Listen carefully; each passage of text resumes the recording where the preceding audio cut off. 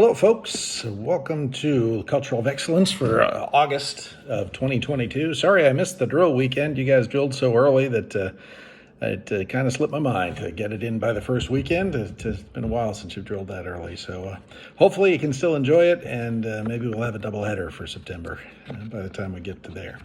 Special shout out to my cousin Jim Mosca, who told me he's watching all of these for me. Appreciate that. So today I want to talk about compassion. But I want to start by talking about the Little League World Series. My father loved the Little League World Series. Every year about this time, he turned off all other sports, everything else on the TV, and he focused on 12-year-old boys trying to get to Williamsport and then playing their hearts out for their teams.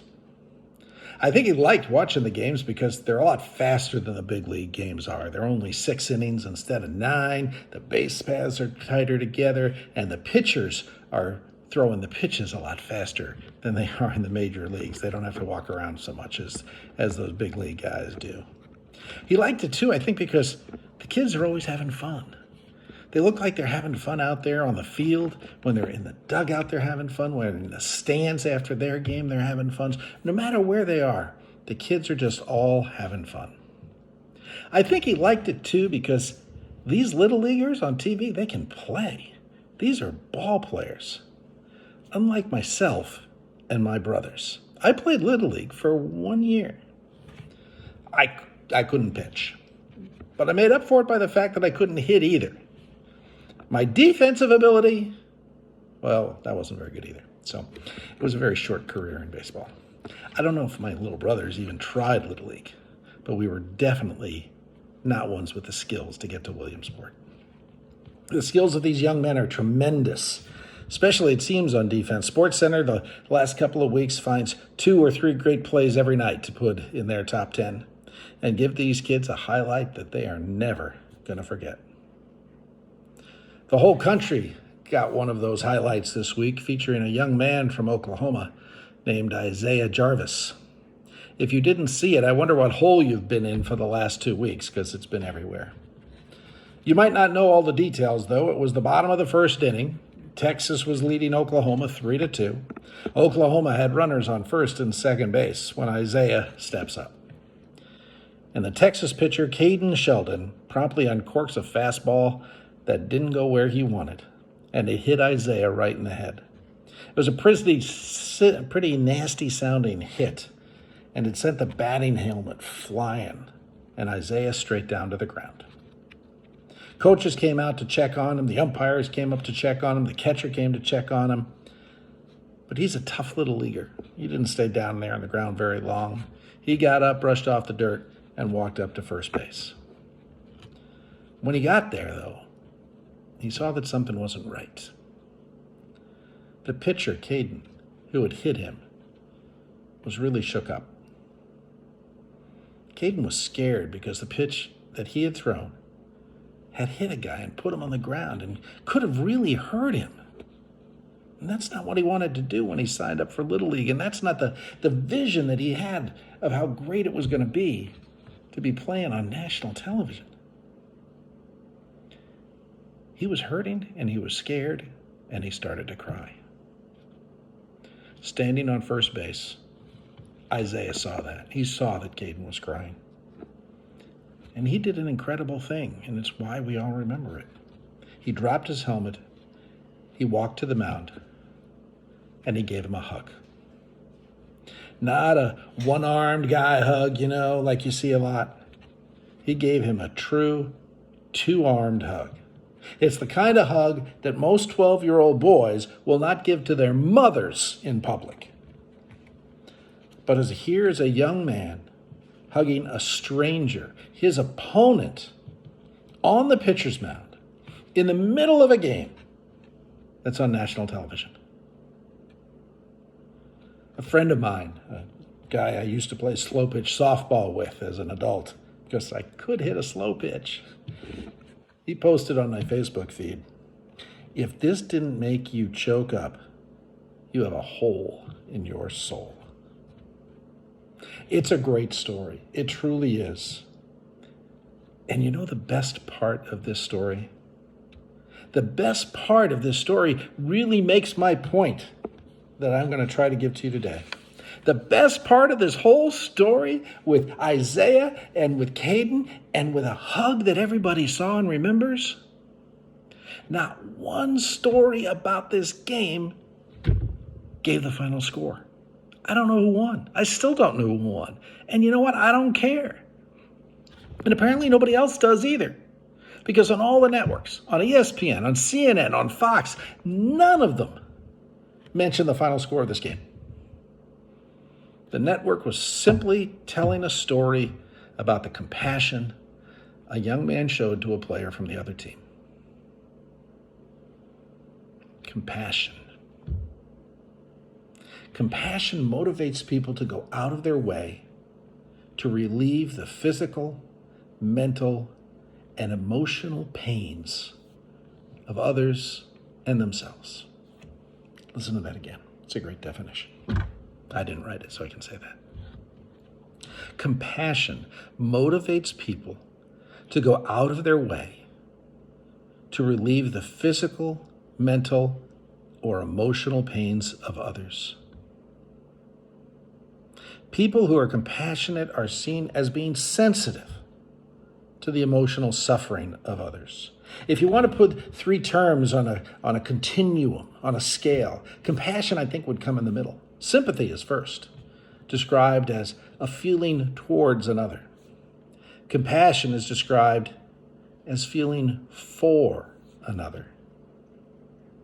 Empathy completes the trio, meaning feeling as another.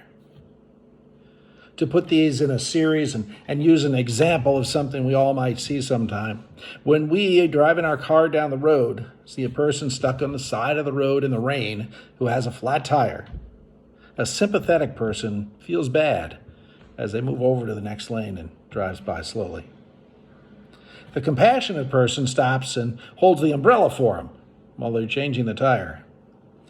The empathetic person gets down there in the mud and helps them to change the tire as well. There's a reason the compassion that was shown by Isaiah towards Caden made national news. It's very simple. This kind of compassion is unfortunately rare.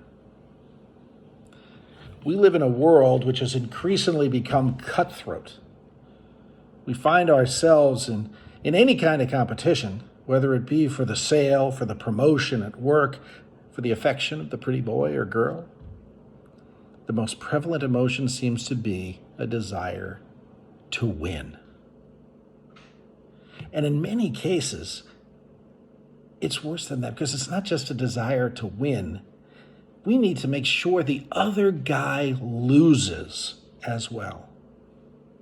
And we want him to lose really bad. Remember the Karate Kid? Not the remake, the original one from back in the late 80s and early 90s, whenever it was. John Kreese is the evil sensei from the evil Cobra Kai.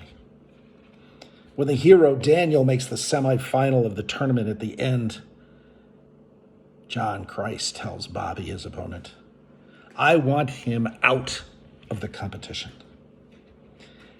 After Bobby protests that he can beat Daniel, Sensei repeats, "Out of commission." That's what he said. I want him out of commission. When the illegal hit that follows doesn't keep Daniel from the final, Sensei continues with his instruction to Johnny. Sweep the leg. We've all heard it and remember it. Everybody who watched that movie in the last 30 years who has an ounce of compassion wanted to get up and punch the guy, which of course is not a very compassionate thing to do. But it's the emotion that you're feeling at that point when you see someone who simply is out to win and to make the other guy lose in the process. In college football, there are many rivalries between schools that are very famous. Army-Navy, of course, is really the best one, no matter what all those other people say. But there was a rivalry between two coaches that I think really sets the standard was in the Big Ten back in the 70s.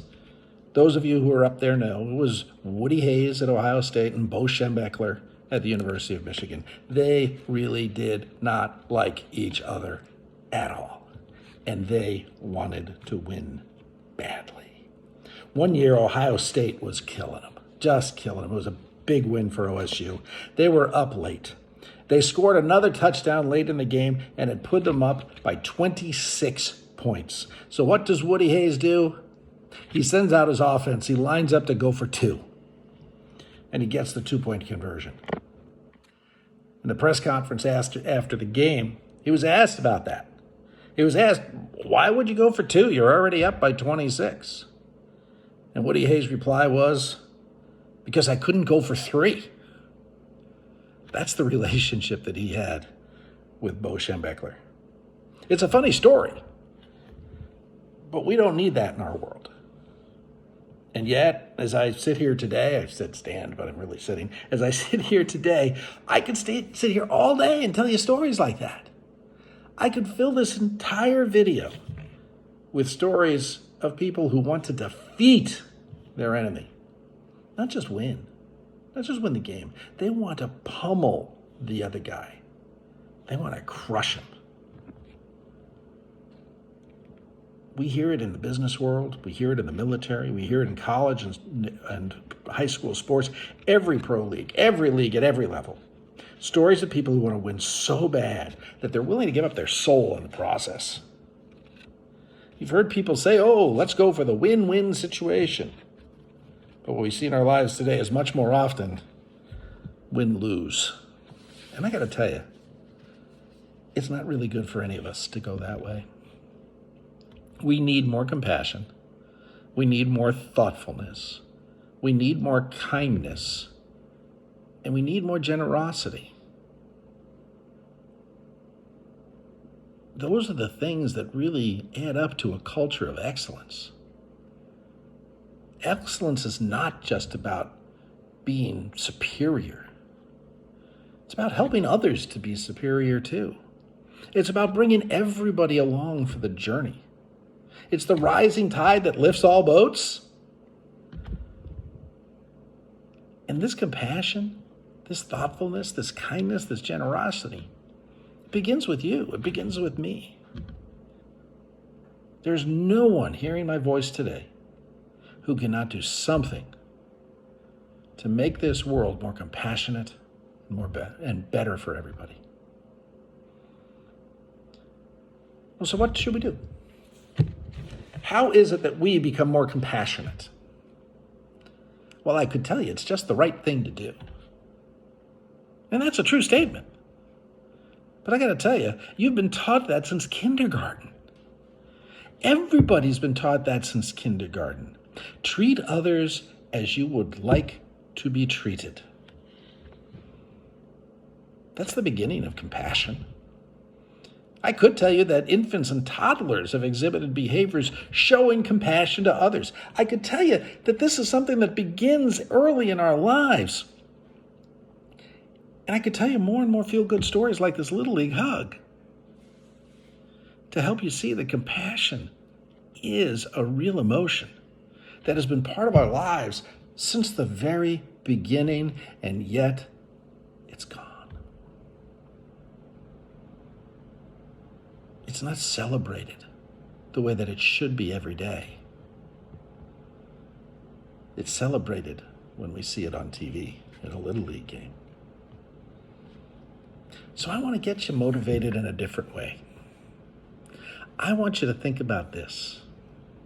Studies have shown, and I'm going to tell you today, that you should be compassionate because being compassionate is good for you. Being compassionate is good for you. Believe it or not, studies have shown it is good for your overall health.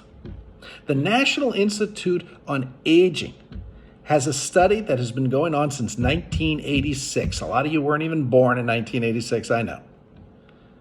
In that study, people who were involved in volunteer activities benefiting others rather than themselves had higher levels of happiness, life satisfaction, self-esteem, sense of control over their life, physical health, and less depression. People who were involved in volunteer activities, giving of themselves to others, had better lives. And that's a study that's been going on for 35 years and certainly has a great deal of credibility. Health Psychology magazine reports a study that shows simple financial giving, just writing a check, even without the strong emotional connection of compassionate behavior to another specific individual, just generous giving lowers blood pressure. It's amazing. And Dr. Thaddeus Pace and his colleagues, writing in the journal Psychoneuroendocrinology, I'm sure if you ask Commander Riley, he'll let you see his copy. They found that compassionate meditation reduces stress-induced immune and behavioral responses. It actually changes your brain. It actually changes the thought patterns and the synapses in your brain when we think compassion, when we plan compassion. It's great for your health to be compassionate. On a more practical level, it's great for your workplace. Researchers at the Wharton School at the University of Pennsylvania and the George Mason University School of Business examined what they call a culture of compassionate love, which involved feelings of affection, compassion, caring, and tenderness amongst coworkers. Now, some would mean this is a touchy-feely workplace. That seems to sound negative. Certainly has negative connotations for a lot of people. So let's say instead it's a workplace where emotions are respected and valued. A workplace where emotions are respected and valued. They found that these workplaces had less burnout, fewer unplanned absences, more teamwork, and higher work satisfaction for the employees. Now, this study was done with a series of long-term care facilities, which found similar positive results for the patients, meaning that even the customers of your business benefit from an atmosphere where compassion is the norm and not the exception. Being compassionate is better for your workers, and it's better for your customers, and it's better for your company. There should be some motivation in that for those who are not of the altruistic vein, but rather of the business success vein. So what I'm saying here is this: whatever our motivation, whatever our reason, whatever our rationale, we are all better off if we are compassionate towards others rather than selfish, rather than thinking only of the win. Our family lives will be better when we can look beyond the faults of our partners and children and the blessings, and look at the blessings instead, the blessings that they bring. We need to know when it's time to swallow unkind words and express kind ones. We need to know when to give a hug or a kiss or a high five when it's unexpected, knowing it will be appreciated. Ask yourself next time before you speak, will this make my family life better? Our work lives will be better when we celebrate the successes of our coworkers instead of being jealous or envious. When I was passed over for captain 5 times, I was able to congratulate all of those who had been selected over me with sincere respect. They were great, great chaplains. Okay, I'll be honest. There was one who made me wonder. Okay? One. But the rest were great guys, and I could only wish them well and congratulate them that they had made this goal, that they'd reached this pinnacle of their career. That's what we need to do. We need to recognize that another person's gain does not equal our loss. And we have to be able to see a way for others to be successful and for us to remain happy. I remember one time I was doing a telephone interview for a flying job, and a good friend of mine happened to be looking for a job at the same time, and coincidentally, his interview was scheduled just before mine. So at the end of my telephone interview, which was great, I loved the conversation that we had. I thought it went well, but the job was in New Jersey, and I live in Florida, so that was a definite obstacle. But at the end of it, they said, "Is there anything else you'd like to offer us?" And I said, "Yeah, in the interest of full disclosure." I said, "I know you interviewed Josh an hour ago, and I really hope you got 2 jobs open, because if you don't hire Josh, you're crazy." Because he was a great individual and a great pilot. Well, in the end, Josh got the job, and I didn't. And I was so happy for him. He got out of a bad situation. He got to the part of the country that he wanted to be in, and I was happy for him. And because I was happy for him instead of upset that I didn't get the job, you know what that does? Lowers your blood pressure, increases your satisfaction, increases your health, makes you feel better. Because you don't get upset when somebody else wins. You don't make that jump to the fact that you automatically lost. We have to get rid of this "what's in it for me" mentality. In my job in a for-profit entity, I always think about what's good for my company, because I know in the long run, that's what's good for me. If the company doesn't make any money, I don't have a job. I did that in my Navy career too. I had like 3 or 4 great reserve chaplains who would have made our reserve an incredibly better organization. But I encouraged them all and helped them to go on active duty, because you know what? Then they can make our whole Navy a better organization, not just the reserve part, but the whole active duty part. And they're having great careers and doing well. And I say that not so you think more of me, but so you understand what we can do. When we don't think of ourselves, when we don't think of the fact that if I help this person get a promotion, I'm going to have a hole in my department, but rather think when I help this person get a promotion, their life is going to be better, my company is going to be better, because this person's going to be in the right place, and everybody benefits. That's the way we have to start thinking. Our goal in government, in military, in our civilian jobs should be to achieve what's in the best interests of our organizations, no matter what. It should not be to beat somebody else.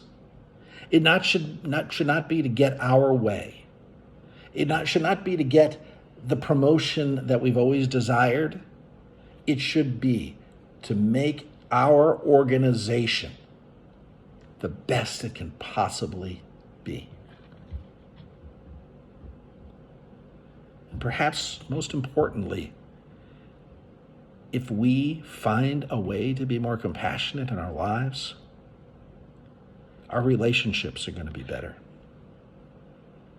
They're going to be more productive. They're going to be more successful. And if we can get past the seemingly increasing desire to knock out our opponent, to kick sand in their face, if we can get past that, our lives are going to be better. Doesn't it seem like that's what's going on in the world today? That everybody wants to knock each other down instead of building up. That's what we got to stop. And you know how we stop that? You know how we make this better? We do it one person at a time, one step at a time. We're not going to change the world overnight. We're not going to make the political discord less discord, but we can make a difference in our world and wherever we might happen to be. So find the opportunity to be compassionate towards someone. It's not something that has to be on national TV. It's not something that anybody has to notice. It can be as simple as letting somebody go at the four-way stop. Next time you're flying, help the old person or the short person put their suitcase in the overhead bin. Next time you're in Publix, help somebody to get their groceries into the trunk of their car. Next time you're in traffic, be patient and let the other person go first. When you get to the scene of an accident, when you're stuck in traffic, instead of whining about the delay, think about the tragedy for the people who were involved. Think about what they're experiencing today. And how blessed you are that it's not you. Next time you see a person who is down, emotionally, physically, financially, spiritually, no matter what it is, next time you see a person who is down, help pick them up. Don't think of yourself. Think of them. Help pick them up. And both your lives will be much better. Last week, a 12-year-old boy named Isaiah made us all smile for a few minutes and feel good about the world we live in. Let's hope that someday that story is repeated and doesn't make the news because it's become the norm rather than the exception. Let's be compassionate towards one another. Let's treat others as we would like to be treated and see how that can change the world. Thank you for giving me a little bit of your time. I hope and pray that everything's going well for you. For my friends in the Navy, stay strong, stay focused. And for everybody else, remember I'm here for you. If I can help in any way, shape, or form, reach out. Subscribe, like, do all those things. I don't make any money off this. 23 people listen, But I'm going to keep doing it. And I'm going to keep enjoying it. I hope you will too. Thank you all very much. We'll talk to you in September.